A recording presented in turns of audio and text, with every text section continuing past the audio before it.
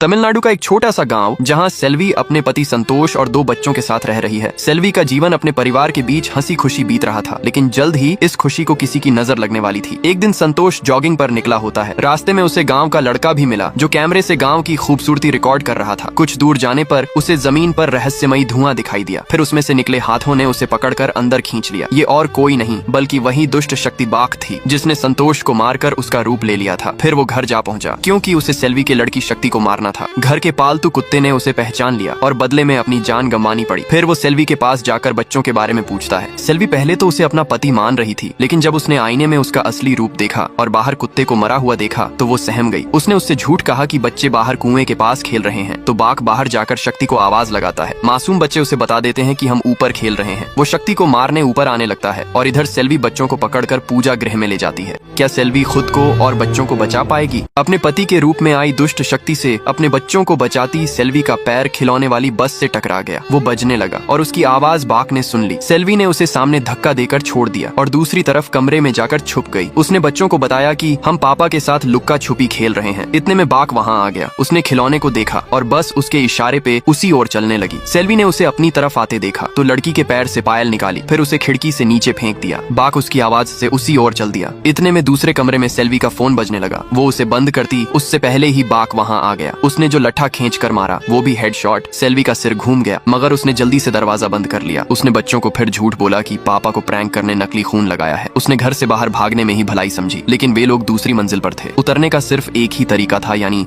Gallery से कूदना। सेल्वी पहले खुद एक कोना पकड़कर लटक गई, फिर एक हाथ से बच्चों को अपने पीछे बिठाती। इतनी ताकत तो जिम करने वालों में भी नहीं होती। और ऐसे वे दोनों नीचे उतर गए, मगर सेल्वी नीचे आती उससे पहले ही उसका हाथ बाघ ने पकड़ लिया।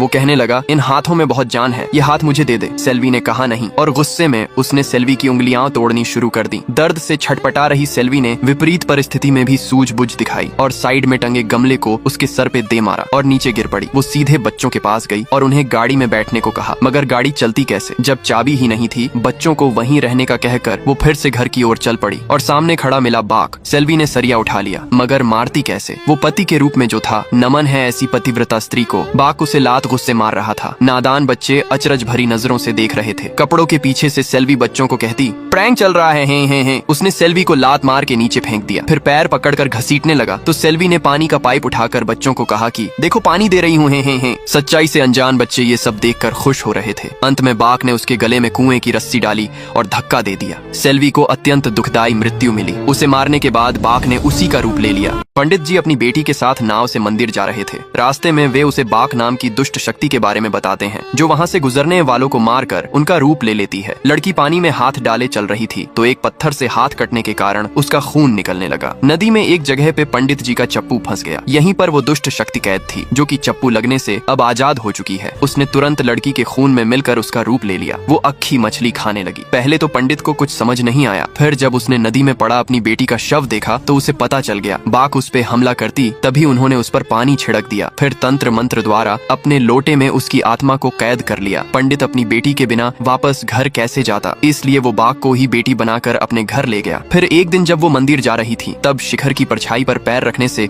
उसे पता चल गया कि पंडित ने उसकी आत्मा को वहीं पर छुपाया है। उसने वो लौटा उस जगह से निकलवा लिया। अब उसकी आत्मा आजाद थी, पर वो बिना शक्तियों की थी। उसे शक्ति वापस पाने के लिए 3 विशेष लोगों को मारना होगा। उन 3 लोगों में एक शिल्वी की बच्ची भी है।